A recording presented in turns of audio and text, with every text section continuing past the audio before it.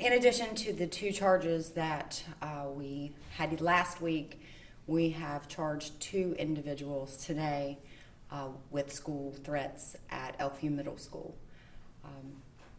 Those are both juveniles, both attend Elkview Middle School in the 8th grade. Generally, the law enforcement officers, the school resource officers, learn of a threat, whether that be by a report from a parent or another student. They begin an investigation. They are in contact with my office, providing details of the investigation, what is discovered throughout the investigation, and we are providing guidance along the way as to types of evidence we would be looking for. In addition to that, we are providing legal advice as we go.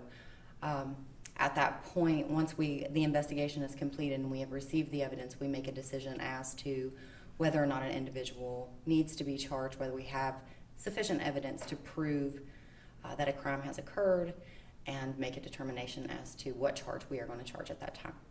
We are taking these threats extremely seriously. Again, I think we indicated last week, and I will say today, we have worked nonstop, diligently to investigate, for the law enforcement officers to investigate these incidents and determine whether or not this is something of concern and something we can substantiate and charges would stem from that. The best way for students to address these threats is, for one, the individuals who are saying these types of things must be mindful of what they are saying, because there does not have to be, under the law, any intent to perform the terroristic act. It only has to be the threat of the terroristic act. And so students need to be mindful of what they are saying, whether they are saying these things in jest or whether they are serious in making a threat. It will be taken seriously, and it will be investigated as if it is a serious threat, as if it is a legitimate threat. And so we are obviously urging students to report the things they hear that are concerning to them. Also, to show your parents. If you are coming across things that are threatening or concerning, show your parents and have your parents report it to authorities. Some have been through social media, some have been word of mouth. The incidents that occurred that resulted in the charges today were not made on social media.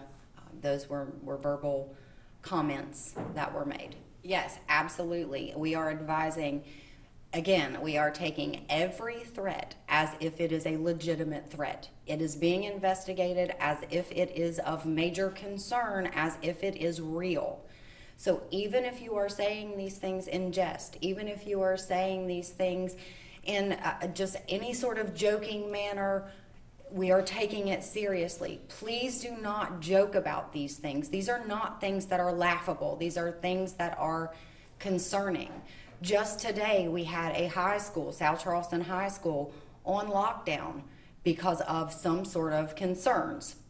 An explosive K-9 unit was deployed. No threat was detected.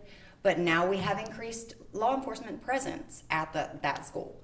And I believe we've increased law enforcement presence across the county in response to these. And we are putting all the resources we have available into these cases. I don't have any reason to believe that. Nothing I have seen has indicated that this is someone copying something that another student or another individual has done somewhere else. Generally, what I am seeing are threats that are originating here. I know there have been some instances of conduct that occurred outside of the state or outside of the county that were later unsubstantiated. But for the most part, the individuals that have been charged in connection to the crimes here in Kanawha County, those have not been copycat instances.